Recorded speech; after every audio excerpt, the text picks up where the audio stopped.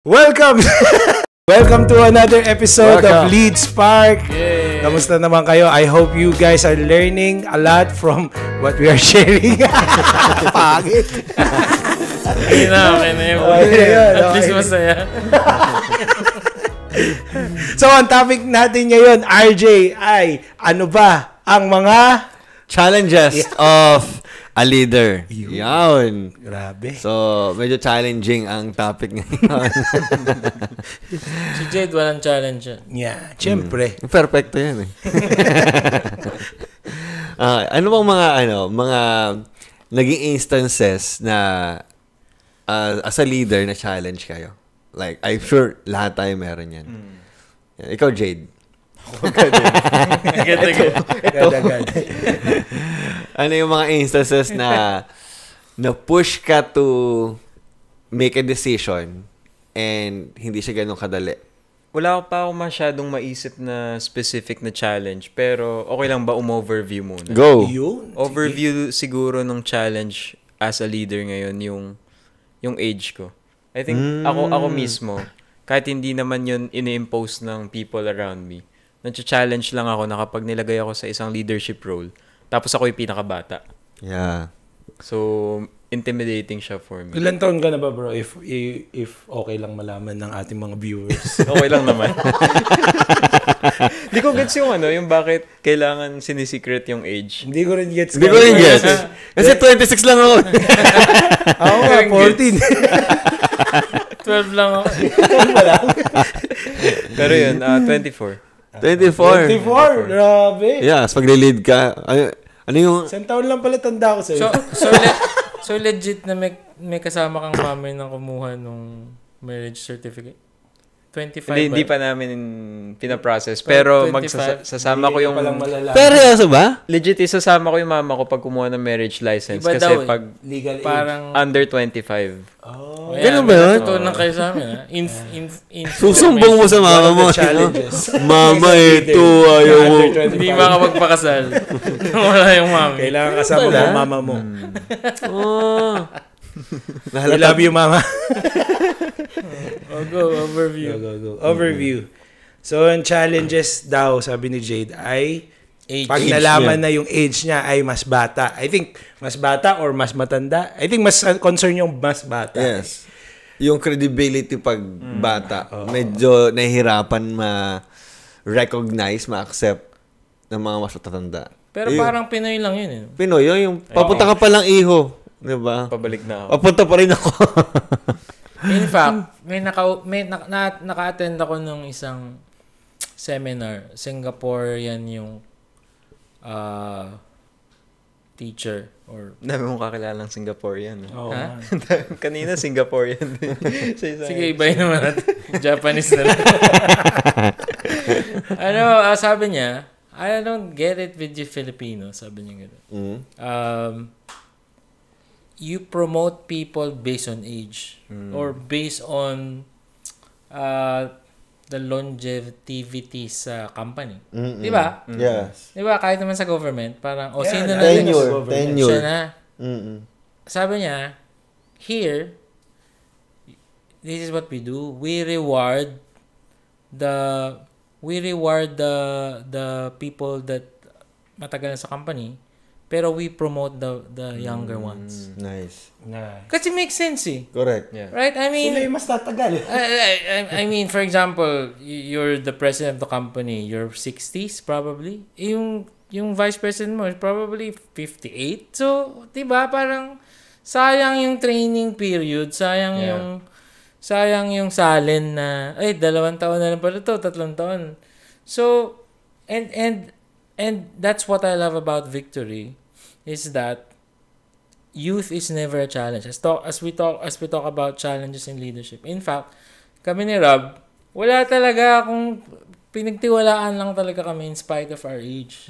Walang track record, parang gano'n. I mean, yes, we have our own experiences in our separate careers, pero being in the church, wala, talagang available lang kami. Parang, wala nang gagawa eh. Tayo na. Bro.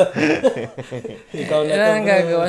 So I like that mindset And yun nga, Filipino na parang pila ka muna, magpatanda ka muna. Correct. Patanda ka muna bago ka maging top level leader, which is It so doesn't make sense, no? and siguro ang sagot ko naman doon in connection with that, hindi ka lalo na nga kasi I started young din naman when I was leading. Siguro ang challenge sa akin is that when I look up to the leaders, when I see the leaders that I look up to, sobrang layo nila. In skill, in intelligence, in experience, in money. I mean, for example, when I look at Pastor Eric, parang feeling ko, hindi ko to kayang gawin. So when you measure yourself, and meron pang myth na dapat well-rounded leader ka. Bookmark. Bookmark. Na dapat well-rounded leader. Siguro yun yung nakaka-intimidate mag-lead. Di ba last episode we talked about what makes a leader. Siguro yun nga yung feeling na hindi pa ako ready to take the next step because yun nga, either I'm young or wala akong pera hindi ko kaya mag-influence. Hindi ko kayang gawin yung ginagawa niya, lilibre niya yung isang ganito group of people and then talk to them. So ako yon, yung parang when I look at myself in the mirror, I have so much things that I don't have yet. So maybe I'm not a leader or yung analysis paralysis na saka na lang pagka na-achieve ko na to, baka if I'm a better speaker or I have more talents pagdating dito, yun na lang, saka na lang mag-lead. I think ito yung, if not the number one challenge ng isang leader, yung sarili mo . Diba, the internal struggle na kaya ko ba, leader ba ako talaga, ano ba napatunayan ko, and all this and that. Yeah. Self-doubt, the self-talk, yun yung tawag nila . Kasi sabi nila, yung self-talk daw natin, that really influence yung narrative ng buhay natin. Yep. So, kung ano yung sinasabi mo sa sarili mo, it actually leads you there. Kung saan man papunta yung thoughts mo. Correct. Ang self-thought. And I guess, it's really it's a challenge for every leader. Kasi, ang hirap nun, kalaban mo, sarili mo na . Tsaka mahirap din pag malat ka na. Oo nga . Gusto ko na yung durado. Meron siya ngayong challenge yung leader. Gusto mo salita, hindi ka makapagsalita. Okay yung mic kaso... May sumasabi. May extra rice. Yeah, self-doubt. Sobrang, Self-doubt, yeah. Yung story na, alam mo yun, you're telling yourself every day, yun yung, actually, magiging, in the long run, magiging insecurity mo siya. And again, another challenge yun. Yeah. Ay, kasi, I think John Maxwell ang nagsabi, an insecure person will hurt himself, but an insecure leader will hurt himself and the others. Galing nun. Hindi ko lang narinig yun. Sakit. Alright, okay na. Wrap up na tayo. Ikaw, RJ, siguro this is also a great opportunity to explain what kind of field you're leading. Tapos, ano yung naging challenge mo? Yung legit. Yeah. Dun sa position mo. Kasi may mga nanonood sa atin na in the business world. So, sa industry ko, again, sa distribution industry, so, I lead people na, syempre, no background, no experience sa pag-business, and then you step by step, you guide them. Diba? Pero, again, it's, syempre, in all businesses naman, diba, it's always 80% attitude, 20% ability. So, dun papasok yung leadership mo on how, paano mo siya i-lead. Ang first, siguro, challenge ko is, like leadership, pagiging entrepreneur, ganun din, may self-doubt din yung tao. Like, hindi ako credible gawin yan, I'm not good in this area, I'm not a tech person. So, Trello, di natin alam. yung Trello, di natin alam.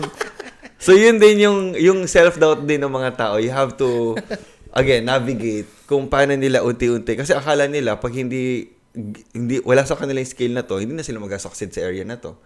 So, yun din yung challenge ko, yung low belief ng tao sa sarili niya. Yeah. So, and another is leading people. Again, I have people coming from different backgrounds. Leading people na may leadership role na from their own field. Kasi they're bringing another culture. How to lead a leader. How to lead a leader. Alpha versus alpha. Alpha versus alpha. So, in other words, may ere. Meron. Like, ito ang dapat natin gawin kasi dito sa area namin. Sagot niya, talaga ba? Uy, grabe. Sige sabi sa'yo. Sabi. Yeah. So, yun yung challenge. And, syempre, hindi kailangan mauwi yun sa argument. You have to, paano may bibigay yung message na yun without offending the person? Kasi may bright idea siya. It's just that, hindi siya apple to apple pagdating sa isang, sa business. And that reminds me of another challenge in leadership because I think a better of course lahat tayo may styles of leadership, but a better leader can adjust in the person. I mean, adjust how he leads the person. Adapt to be. Iba-iba kasi yan eh. Correct. Halimbawa ako talaga empowering ako. Hindi mo pwedeng i-across the board yun. In-empower mo lahat eh. Mag-drive ka na. It's time. For example, si Jade, example lang, no? Hindi totoong ganun. What if he's the kind of person na gusto naman niya, dinumero siya. Kasi may ganun eh. Sabi, ayoko empower, bigyan mo ako ng gagawin ko. Instructions. And may may ma-frustrate kang part ng team because that's not how he wants to be led. For example, this person, relational. Ganon ka talaga makakapag-lead sa kanya kung magkakape kayo, kakain kayo.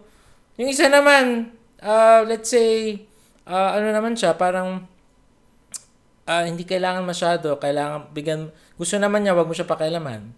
Diba, gusto naman niya, anong gagawin ko? Sige, kita tayo after 3 weeks. So, that's very hard. That's a challenge. Kasi, oh man, how will I supposed to know? Yeah. And of course, the answer then is time as you spend time with the team. Correct. Relationship. That's why team buildings are important. For Yes. example, getting to know people. Sabi nila, I don't know who said it. Si Rab na lang, si Rab. Sabi kasi hindi si ano pala to, si Alex Castillo. Again, may na-attendan din akong leadership seminar niya. Sabi niya, don't say that you don't have time to meet your staff. Sabi niya, you have, I forgot na his calculation. Sabi niya, you have 20 hours, you have 20 hours a month for your staff. So ngayon, iniisip namin, saan galing yung 20 hours? Nag-uusap nga kami ni Jade. Kanina, kulang nga yung week namin. Sabi niya, no, 1 hour a day, you pick someone to have lunch with you. Nice. Sabi niya yun, na vice president ng Del Monte. So this guy invented the Kitchenomics. So sa deliberate, he's gonna spend an hour. Kasi kakain ka din naman. Kesa kumain ka mag-isa, have lunch with spend someone. it with somebody. And again, that's a challenge for me dahil ako naman, introvert, parang pagod na nga ako eh. Tapos ngayon, spend time. But yun nga eh, adjusting to different people that you're leading so that you can overcome the challenge na not every staff is the same. Your team will be different and merong masukat style to lead the overall meron ka pa ring ikaw talaga to, right? But adjust ng konti. Ito gusto niya kinakausap ko siya, o di sige. Ito medyo ayaw pinapakialaman, di okay, parang gano'n. So, you don't want to be nosy rin eh, na parang pinipilit mo, hindi, ganito eh, relationship, kunyari, tapos ayaw niya. Ayaw naman, di ba, baliktad. It's counterproductive, hindi nangyayari. So, I guess, yung isang naisip ko rin na challenge ng isang leader is to self-improve. Parang continuous learning. Mm. Kasi syempre, you have to keep yourself updated. Hindi lang sa leadership styles, but sa technology, but sa dami pa sa mga bagong libro, sa bagong way I think it's doing more things. of solution. Yung improvement. Oo, parang yung solution sa May tawag dito sa Japanese, di ba? Yung continuous improvement. Ano tawag doon? ano ba yan? Voltas Harapin. 5 pala yun. Meron tawag. Pataas ako. Naruto.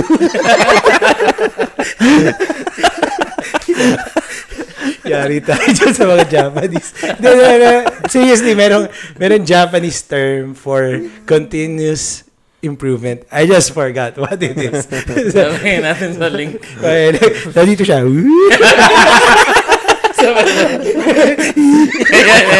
Edit na lang namin. Edit na lang namin. I think maganda yung I think from Jason Law, yung disc. Saan ba nanggaling yun? Hindi sa kanya yung disc, pero parang meron siyang- nirecreate may niya buo into siya, a may libro Filipino Context. Yeah. Pero I agree with that, yung DISC. Ang naalala ko yung D is Dominant Eagle. Dominant. Yeah. Influence. Apparently, yun lang naalala. Kaya for dominant lang yung nalilid. Dominant, influence, Influential steady. rooster, steady Carabao, corrective tertiary. Yan. And What iba-iba about yung it? treatment. What about it, bro? Iba-iba yung treatment. Siyempre, pag dominant eagle, you have to challenge lagi yung person na yun kasi doon siya nagsistrive. Ito yung mga klaseng tao na ready, fire, aim. Yes. Yeah. Oo. By the way, singit lang, no, yung mga teams ninyo, you might want to take that personality test. Yeah, Correct. shout out kay Jason Law. Oh, lahat kami merong DISC. Pag tinignan naman sa office, meron kaming isang flowchart doon. Nandun yung strengths namin, andun yung DISC namin. Para lang, baka lang makalimutan mo. Pala, ito siya. I mean, it's the same thing with Strengths Finder. Strengths Finder. For example, meron kang team na may harmony. Wag mo nang pagalitan yan in front of... Kasi... Huwag mo na pagalitan yung team in front of Correct. the person. At lalo siya, pagalitan mo siya in front of... So, Durog. kasi, di ba, parang ganun. So, yun nga, adjusting to your team. Gusto ko yung strength finder. Kasi, na define yung strength mo, and then nabigyan ka ng scope din yung limits ng strength mo. Plus, sino yung mga tao na you have to be surrounded with para mas ma-enhance mo yung strength mo. Yeah. Sino nakapag-take na nun? Ako nakapag-take na ako nun. Ako hindi pa. Anong strength mo? Di ka pa nag-take? Uy bro, ganda yun. Ano ka ba na? Ito na nga pala yung book, bro.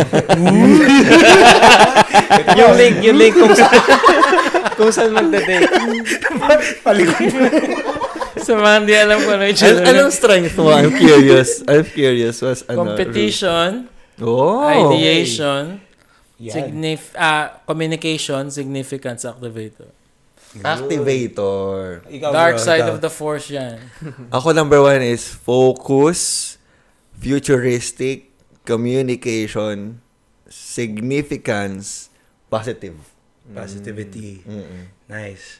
Ako, activator, adaptability, Activator number. Kaya pala yung Trello eh. Connectedness, empathy, saka belief. Pero I took it 3 times ata. Nag-change Bakit lang. kayo nag-take yung 3 times? Kasi parang... May pera ka. Nainis ka. Hindi, iniisip ko kung totoo ba to. So, I think that's an activator in me. Sabi niya pa sa Ado, he's one of the Gallup's certified. Mga 10 to 15 years daw. Bago ka mag-take. Well, si Rob, nag-take rin kagad. Merong team na target hindi kasi, na. I took it like college pa ako. Tapos, I took it again. Mga mid-20s na ako during that time. Tapos, around 30 na ako.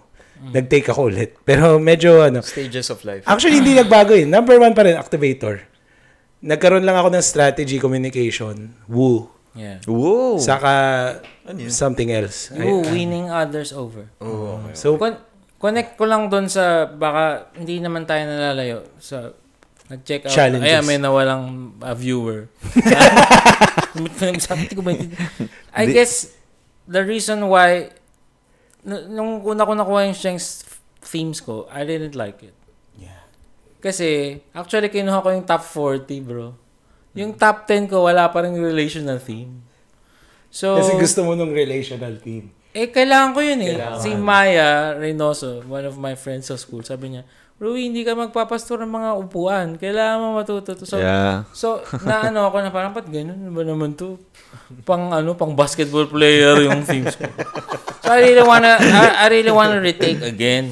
Yeah. But, at the same time, dun sa school, kung pakinggan, Andy Stanley, only do what only you can do. Nice. So parang, teka lang, ba't ko pipilitin?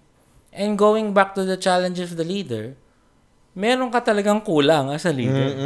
Hindi mo talaga makukuha yung full spectrum of all the gifts. And so you just have to be secure with what God has given you.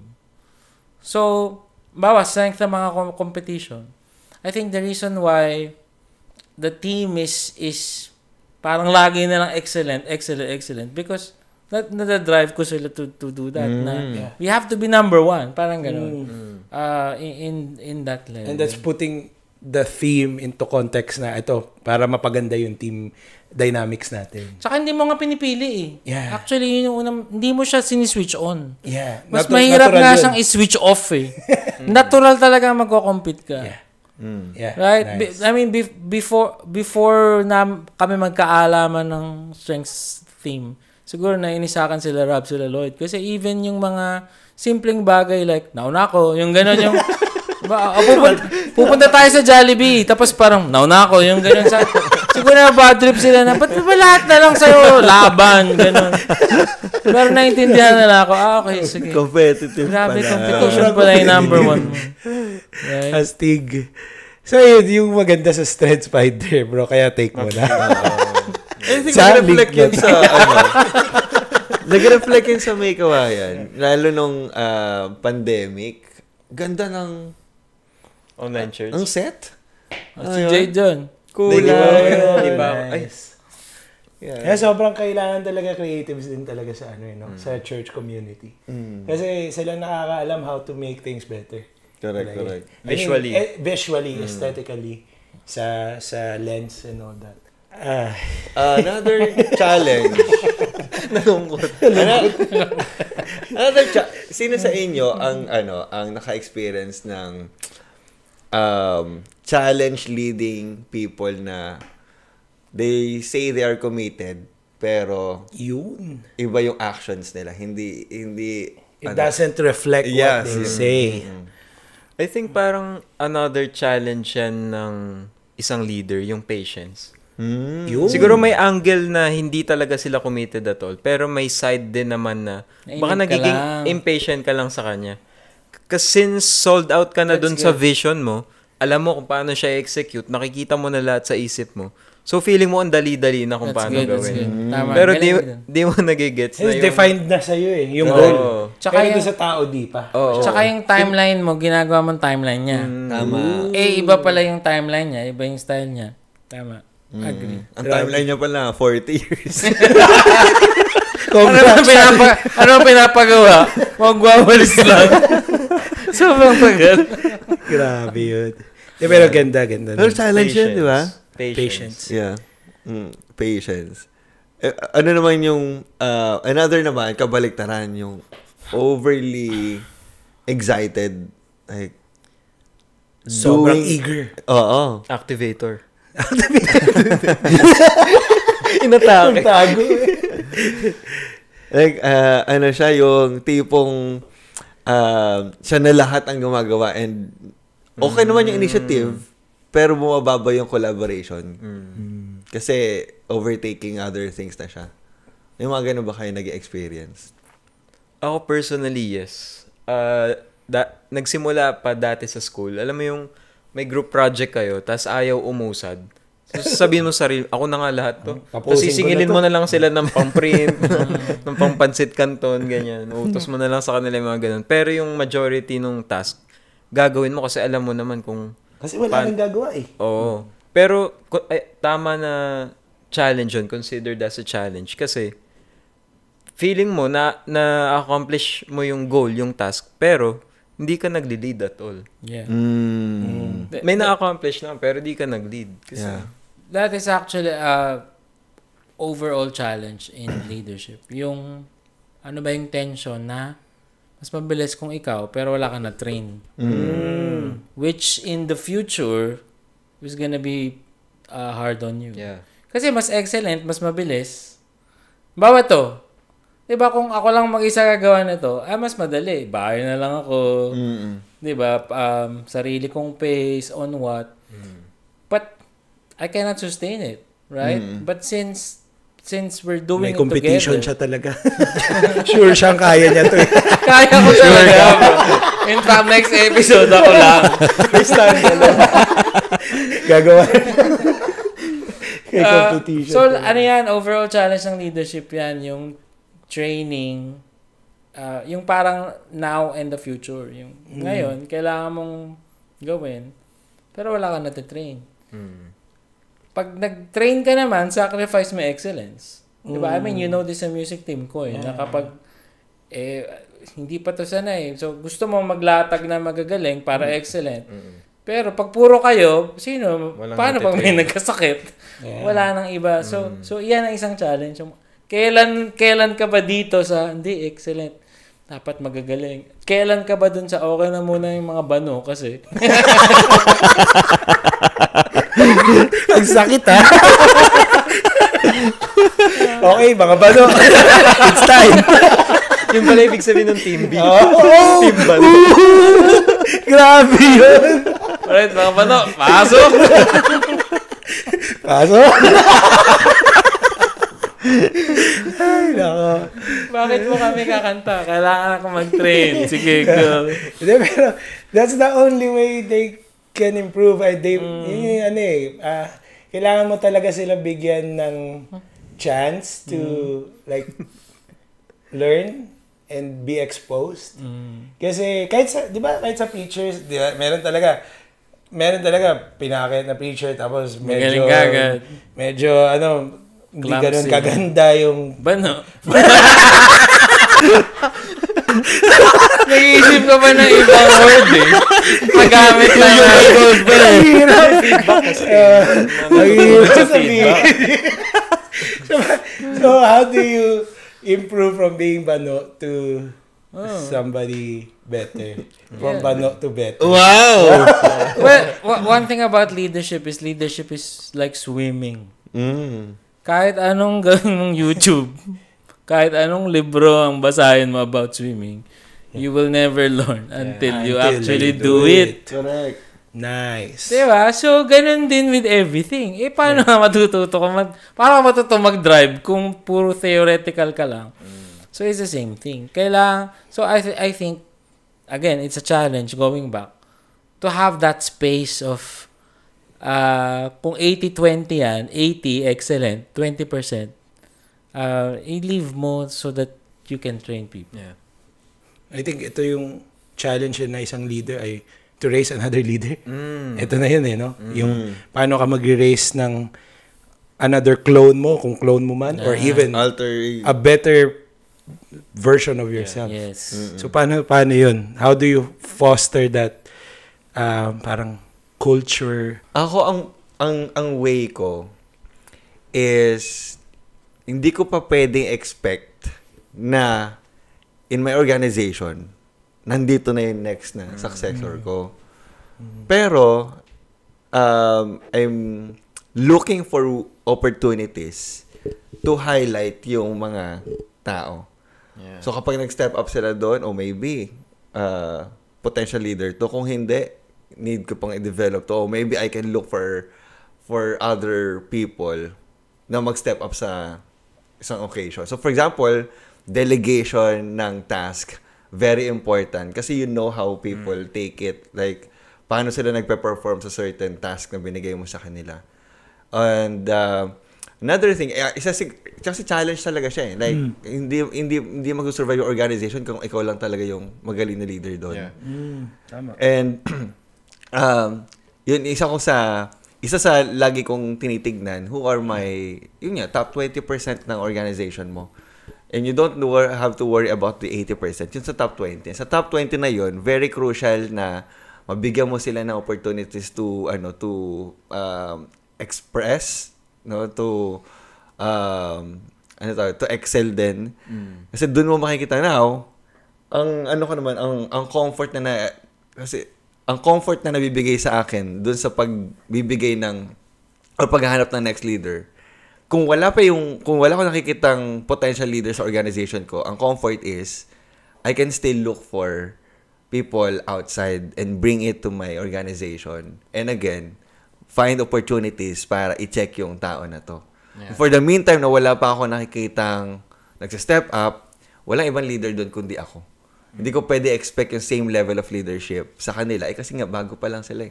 Yeah. So, yun nga, doon makakatulong yung patience. Kasi, hindi ko pwede ipilit na, actually, facing mo rin yung sarili actually, mo. careful din ako sabihin na, Jade, dinidevelop kita maging leader. Kasi minsan, umakit sa utlak nila yun, ako pala ang favorite ni RJ, ha. So, treat them equally, pero give opportunities dun sa nakikita mo step up. Yeah. Treat everyone equally, pero kapag meron potential, give them all the opportunities. Yun yung di ba? Nice. I think may way kasi sabi mo kanina, wala pang nagse-step up. So I get that. And also in the same way, merong I think na leadership skill to draw them out. Yeah. Kasi pag iintayin mo, sometimes, hindi dumadating. But agree din ako dun sa wag mong pangakuan ng posisyon. Yeah. Pero I guess merong way on how to challenge them. To step up. Diba? Na parang, bro, kailangan ko na makakatulong in this. I wanna do this. I wanna bring this company from this to this. And I see you as someone that can help me. Can you help me? Parang gano'n, na walang, ikaw na yung papalit sa akin. Kumbaga, I hope that he will take the challenge. But at the same time, wala ring promise na you will have this position. Kasi kailangan din dahil nga, from our previous episodes, last episode, I don't know what episode, yun nga, ang tendency natin I don't want to lead. I don't see myself as a leader. So kailangan i-draw out sila. I-challenge sila. I-vision cast sila. And the reason why we're here is na vision cast lang din naman kami. Hindi naman kami pinangakuan ni Pastor Eric, for example, ng magstay kayo dito, gagawin ko kayong senior pastor. No. He just wants to he's just bringing us along. And in fact, yun yung sagot ko dun sa tanong na paano ba mag-develop ng new leader. Kami, sinama niyang kami. Yeah. It's a journey. Impartation talaga, bro. Yeah. More is caught than taught, diba? So, kakain kayo together, doing life together talaga. Yeah. Kakain kayo together. Kasi yung value mo lalabas naman sa lahat ng bagay. Yeah. Values mo, tapos hopefully mapasa mo sa kanya. Kasi hindi lang naman yung operational ang gusto mong matutunan. Correct. In fact, madali operational. 1 month lang yata, gets niya na Pero yung culture, values mo, that's something that needs to be passed on. Yeah, I agree. Kasi pag masyado professional yung relationship, hindi mo nakikilala yung totoong tao. Kaya I agree na pag siyama mo yan, sa pagkain or yung mga simpleng lakad lang, samahan mo ako, may bibili lang akong damit, baka mas mayroon kang good inputs. Nakikita mo talaga kung paano siya decide, paano siya mag-behave. I remember parang story yata yun sa Rails ba yun? Napaka-reliable. Pero I think Henry Ford yata yun, 2A students nag-a-apply sa kanya. As in, same GPA, same, achiever talaga sa school. Ang ginawa niya, final interview is kumain sila. Yan, kumain lang sila ng steak. Tapos, at the end of the dinner, sinabi niya na, ikaw, person A, I will hire you. Person B, thank you for your time. Pero I hope you find other opportunities. Tapos tinanong nga yung person B, bakit? Parang wala pa naman, hindi pa naman tayo nag-start Kumain lang tayo Sabi ni Henry Ford, alam ko na. Kasi, and parang 3 yata yung reasons niya. First is, hindi mo muna tinikman yung steak mo. Nilagyan mo agad ng pepper and salt. So, I like my people to be, parang experimentative sila. Right? So, bago mo lagyan. Tapos you didn't look the waiter sa mata. Where siya, nagpasalamat pa siya. And nakalimutan ko yung iba yung parang sa ingay yata ng pag-chew. Or the way na gamitin yung utensils niya. Wala palang ngipin niya. Hindi niya na-chew. Hindi niya na-chew. Pero yun, yung doon mo makikilala yung tao Doon sa... Ako yan, bro. Ako yung person B. Babaksak ako sa mga ganyan. Talaga? Wow. Ako naman, kasi we're talking about challenges and I think we're leaning on marami sa mga challenges ng isang leader, masasolve siya when you are relational. But how do you draw the line na ito, too personal na to Parang masyado na tong... Sinota mo yung ano mo. Too personal na yun. Sinota mo yung tinitrain mo. Iba na yun. Iba na yung level na yun. Hindi, pero seriously, kasi di ba may mga, lalo na dun sa mga tao na challenge nga sa kanila maging relational. So, paano mo idodraw yung line na hanggang dito lang yung i-share ko sa kanya, not too much. Yung layering, may layering rin ba to katulad sa accountability or something? Go, Jade. Jade ba? Go. Ang hirap Ang hirap din sagutin Kung saan mo i-draw. I think, depende dun sa... Bias ko lang Depende dun sa kung paano mo siya gustong i-develop as a leader. Kasi parang... Ako, kung intentional ako na gusto ko siyang i-develop as a leader, mas magte-take ako ng time with him. And mas i-share ko yung life ko with him. Whereas kapag itong someone, di naman sa dina-downgrade ko siya as a person or yung skills niya.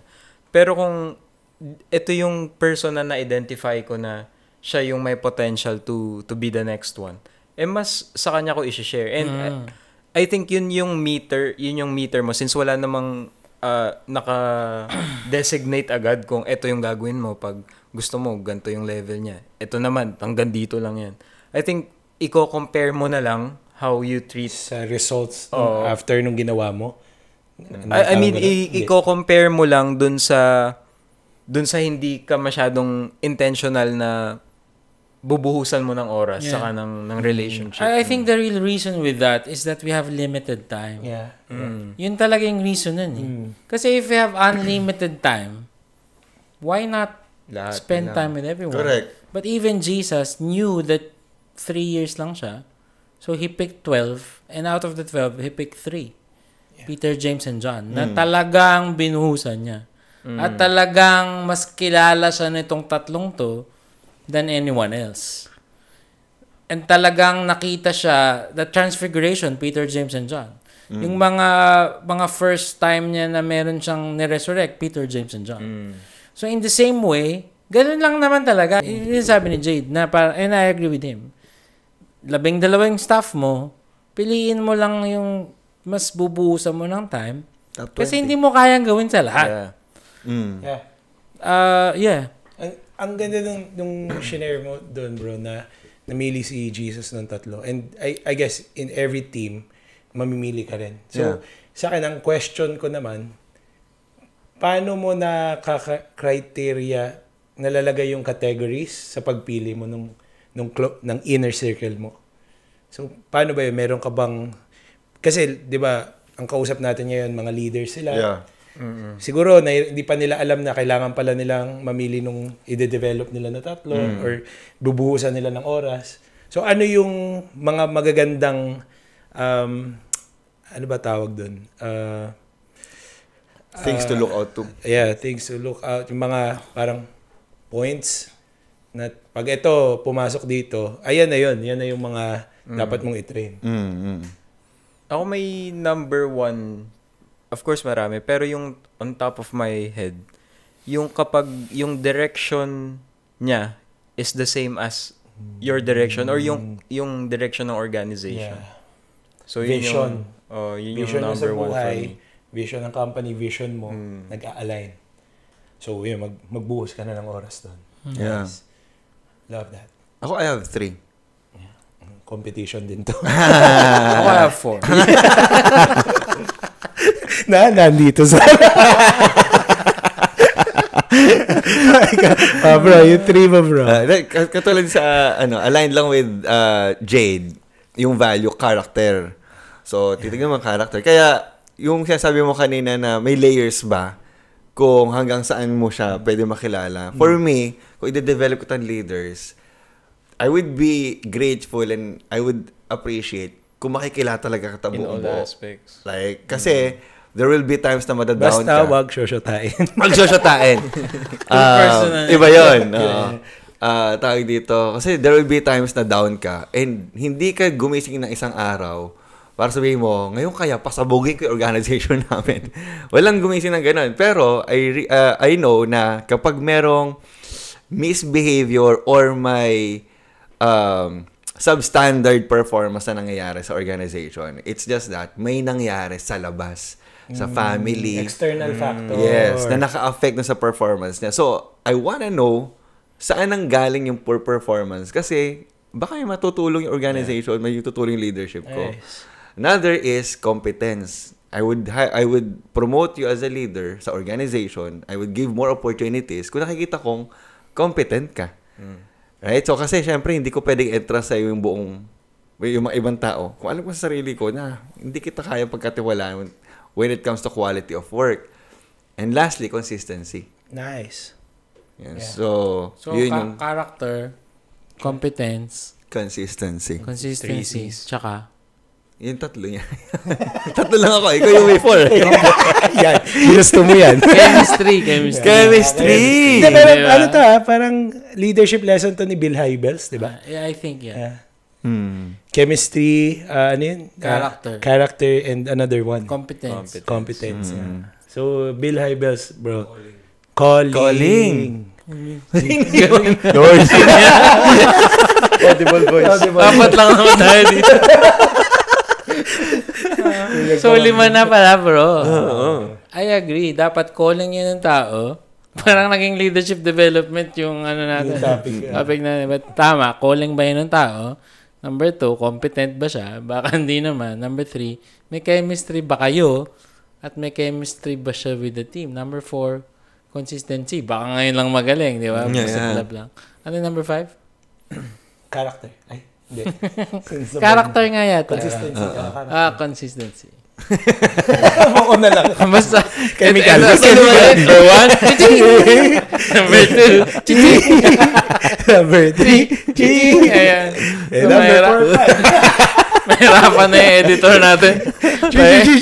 Pahirap na ng pahirap. Oh, pero magandang ano yun. Magandang, ano tayo? Tool? metrics. Yeah, metrics. Yeah, para mag-develop ng leader. Pero balik tayo dun sa ano ang mga struggles or challenges ng mga leader. Napaisip nga ako kasi simula kanina, ang isa sa recurring na pinag-usapan natin, yung developing leaders.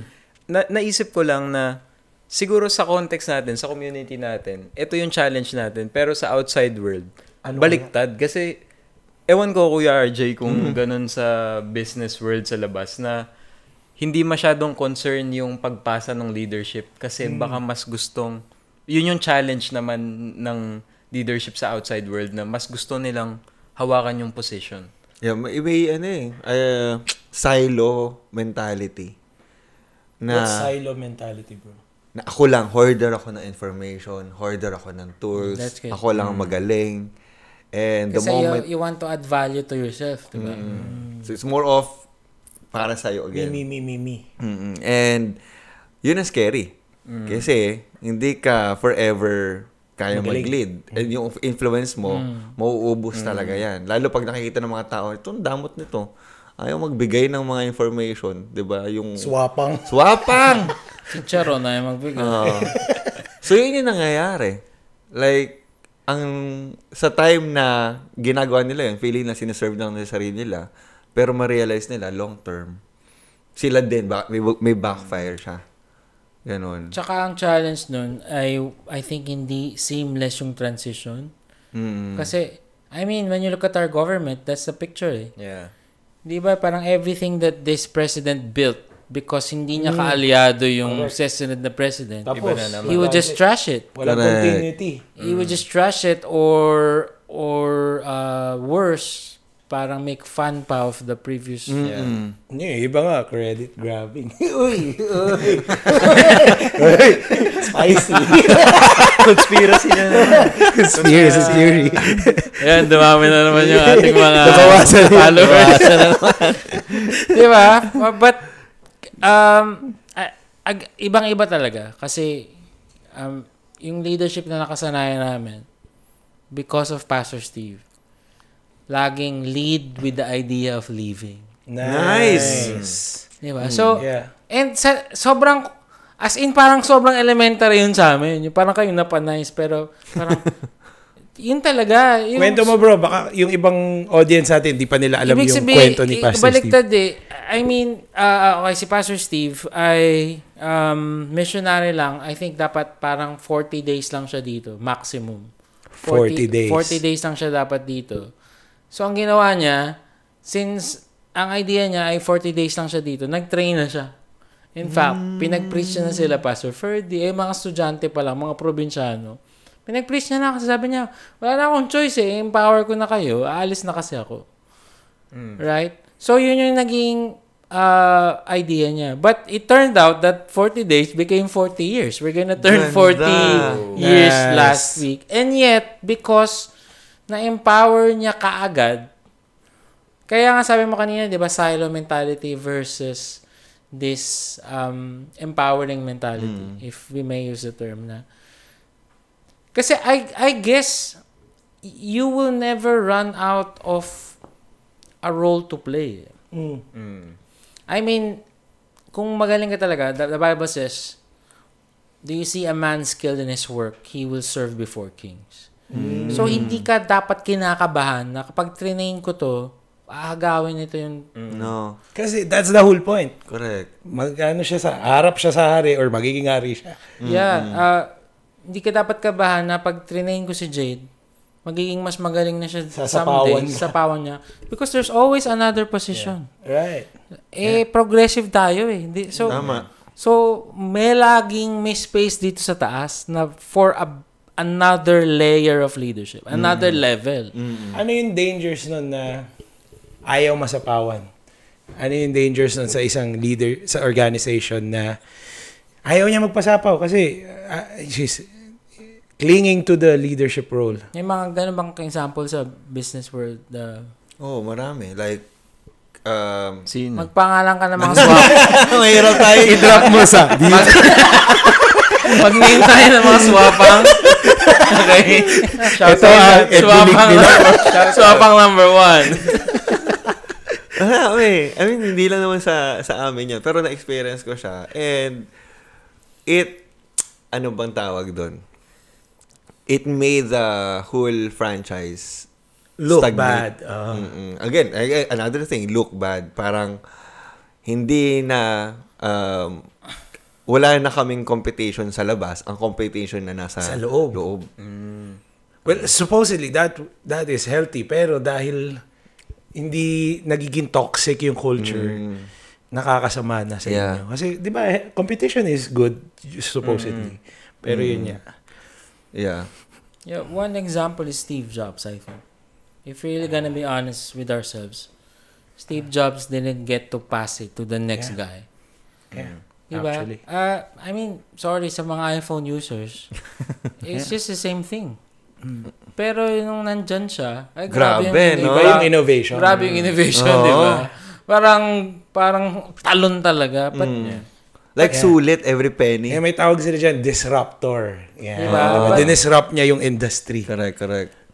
sayang, kasi hindi niya, ewan ko, maybe that's, I mean, The price to I've pay? watched some movies. Is that the price to pay of leadership?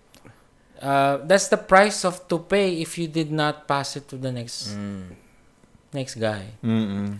The next So yung generation. legacy mo, it stops Stops when with you you. stop. It stops with you, and for some people, that's a good thing. Parang, tingin mo, tanggalin mo ako dyan, magugulo yung kampanya.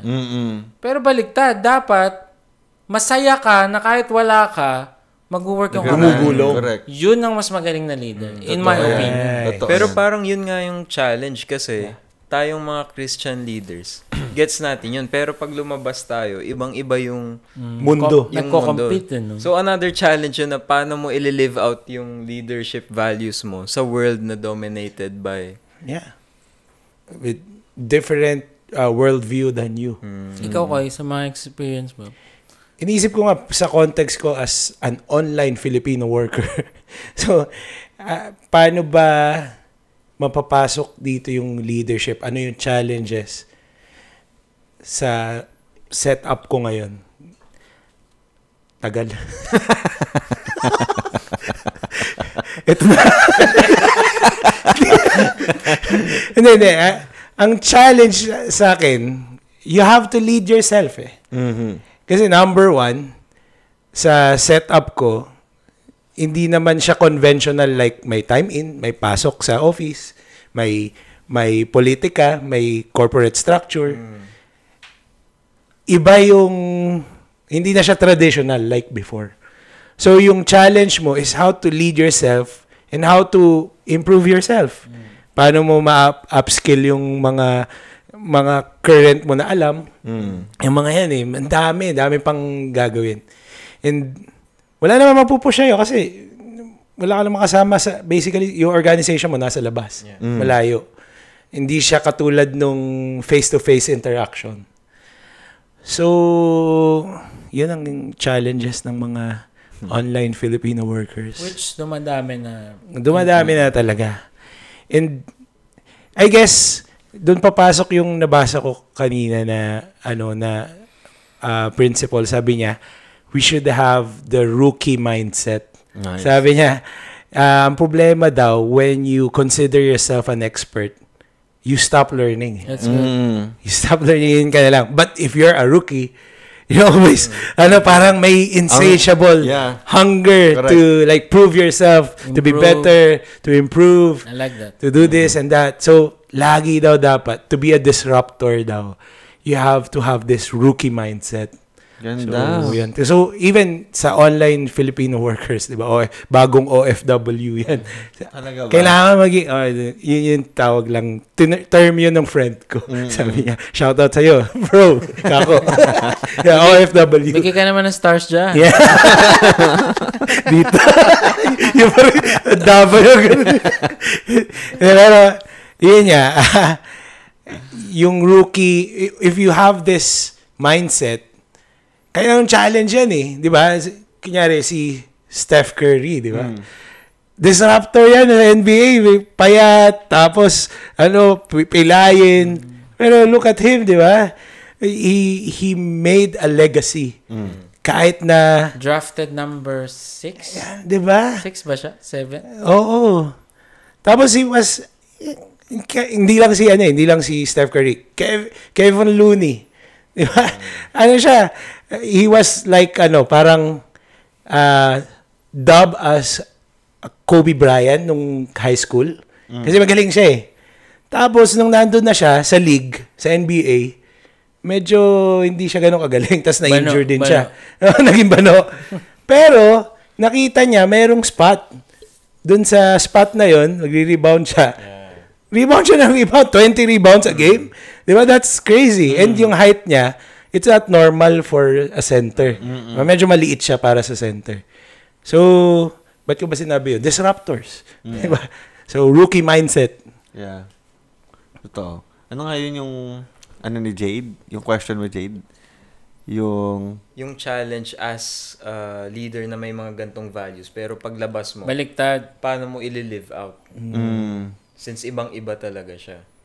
And sometimes you tend to just compromise kasi ang naisip ko, you just have to be consistent until people notice eh. Makita nila na, uy, yours. Iba to ah. Di ba? Oo. Parang maganda yung nagiging epekto sa'yo. Gawin ko kaya. Tapos ma-affect ka ng one person, tapos yung tao na yon, another person. So may ripple effect na. Tsaka ang hirap din nun na wala, going back to integrity. Double life yun. Diba? Sa church, nag-empower ka. Dito ayaw mag-empower. Kasi baka masapawan ka. Ang hirap nun. Again, going back to integrity, if you believe in these values, that this should, so baguhin mo yung kultura sa company mo. Yeah. Diba? Yun talaga, madidisrupt mo sila kasi weird mo eh. Diba parang, Bakit nag-aay na to ng kapalit niya first year pa lang niya in the position, for example. And you're gonna change a lot of cultures because, again, you have integrity. Correct. Ito yung paniniwala ko na as early as now. And again, I really don't see it as a threat, really. Yeah. Because if you're excellent with your work, there is always a bigger Correct. role to play. A bigger stage to play. And I hope, don't get me wrong, parang dito, it's more than, more work actually. More work than more privilege. So, dumadami yung trabaho mo. Pero yung mabuti lang kasi someone else is already there. For example, ngayon, medyo bitaw ako sa Victory May Kawayan for the past 2 months. And they're fine. Kasi nakapag-prepare. Meron kang na train na okay, na he's there. Kesa yung noon ka pa lang magpe-prepare. Parang we always say this, 'di ba? Kailan ka kung magsiswimming ka bukas, kailan ka mag-gym? Kung gusto mong maghubad sa gym. Sa beach. No, months before nag-gym ka na. Correct. Para pwede kang maghubad. Pero di ka maghubad kasi Christian ka. Di ba? So wala din. Lalo na kung kakanta sa stage. Hindi, pero naalala mo tong term na ginagamit ni Pastor Ryan Tan. Sabi niya, deep bench. Remember that? Yes. Sa lalim kasi pausan niya yan sa U-belt eh. Pausan niya sa U-belt. No, I think it's not a bad idea. Malalim kasi yung na-train mong leaders. So may susunod sa'yo. Gusto ko yun. Yung mga generations after generations yung development ng leaders. Yeah. Parang yun ang dream ng bawat organization, I guess. And makikita mo kasi yung quality tama na, Pastor Rui. Makikita mo yung quality ng leader. Depende sa quality na nade-develop niyang leaders. Yeah. Yun yung measurement kung nagawa mo ba yung job mo. Agree. Diba? Yeah. So, and I remember again from story ni John Maxwell. I think ito yung leadership na tumatak talaga. Yung concept of leadership na tumatak sa akin. Parang one time, siya nga John Maxwell, fly in, fly out siya lagi sa mga different countries. And then one time, nagkaroon ng trouble yung plane. And then, parang hindi ata, anong tawag sa front wheel ba? Hindi bumababa. So, kailangan umakyat ulit yung aeroplano. And then, syempre may turbulence din. And then, nagpanic na, tumabot sa point na nag-announce na yung pilot na you have to brace yourselves for a possible crash. Imagine mo kung nangyari, wala nang John Maxwell ngayon, di ba? Pero, magaling yung piloto kasi na-maneuver niya pa rin yung plane safely. Si Captain Solly ba yung Hindi ko alam kung saan ba yun. Until such time na nagawa yung front wheel during hovering over the Conmo City yun. Oo. And then, nakapag-land safely. And kung ilan yung sakay nung Airbus na yun, lahat yon nakauwi sa mga family nila. And then bago bumaba si John Maxwell dun sa plane, he had to meet the pilot, the captain. Tapos tinanong niya, what made you decide to do that maneuver? Sabi niya, that decision was made 20 years ago. Ooh. So yun yung, regardless kung saan ka mapuntang situation, the decision to lead was already made, and that was made 5 years ago, 10 years ago, kailan ka nag-decide.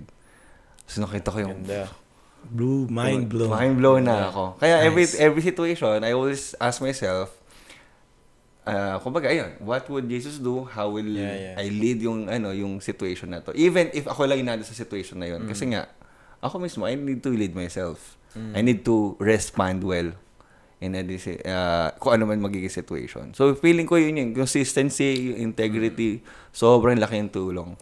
Nang pa tayo nag-uusap ng mga challenges about leadership, and na-realize ko lang na yung buong leadership journey, punong-puno talaga siya ng challenges, and the reason why you are given that role, why you want to step up, is because you're the one who's being prepared or who's being designed to overcome those challenges with your team.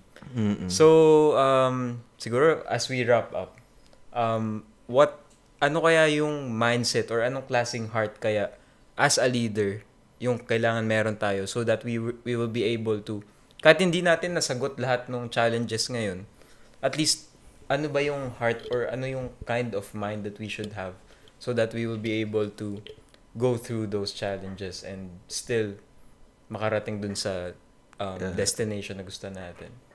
Yung usapan natin, episode 1, I think, leadership is service.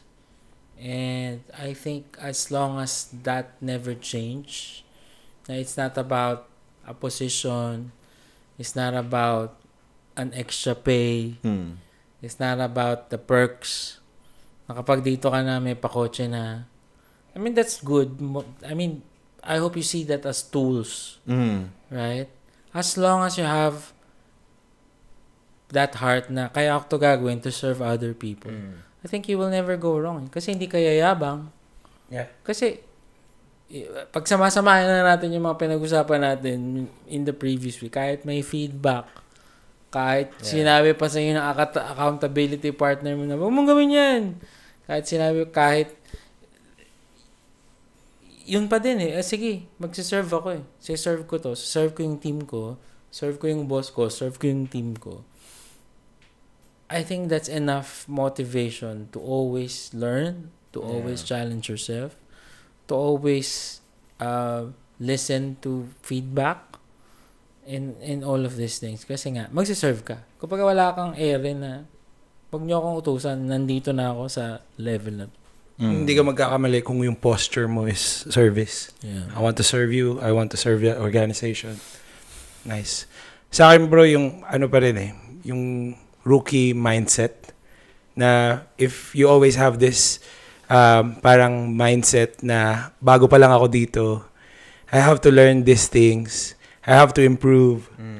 I think that will keep you keep you being parang that will make you a better leader kasi it's pushing you it's pushing you to like become a better version of yourself. So ayun, marami pang challenges, di naman natin masasagot lahat, pero if you have the right mindset, right attitude, and I guess from there parang okay na. You have the right posture, 'di ba? Maayos din 'yan. Marami kasing challenges talaga na unforeseen naman din talaga minsan. So, ako instead of wait, ikaw last. Si Jade. Go. I think madami talaga. Depende kung ano yung pinaka-value mo as a person, as a leader. But for me, yung yung clarity ng destination mo. That's good. True. Kasi parang kahit anong mangyari, kung clear sa'yo, kung decided ka dun, kung sold out ka dun sa pupuntahan mo, ipupush mo talaga yun. True. Kung may mag-disagree with you, hahanapan mo ng way to navigate it and to work in your advantage para maka-move forward pa rin kayo sa destination. So, yeah, for me, it's the clarity kung anong destination yun. Nice. Yep. Ako, tawag dito, na-realize ko, challenges, instead of viewing it as painful or a struggle, so view it as a test, and you have to think about how are you performing. Kumbaga, are you passing the test or are you failing the test? So, inaalala ko lang yung difference ng pedestal versus statue. Same material, pero kasi yung statue, dumaan siya sa maraming ukit. It's painful, pero yun yung reason kung ba't nasa masterpiece siya. Hindi siya pedestal. Right? And that's it. And I think marami tayong natutunan. Grabe, nakakailang linggo na tayo. Iya. Parang ano na to, pang dalawang buwan na to. Dalawang buwan na to. Alright, and again, thank you so much for listening. If nagustuhan mo to, like, share, and subscribe. And you have to... Stars. Stars. Alright. Share give us stars kung gusto nyo ma-continue namin to. Hindi pa tayo accredited. Anyway, stay tuned for the next episode, and I'm telling you, malupit pa rin yung mapapakinggan natin. Alright, thank you so much. Bye. Have a good day.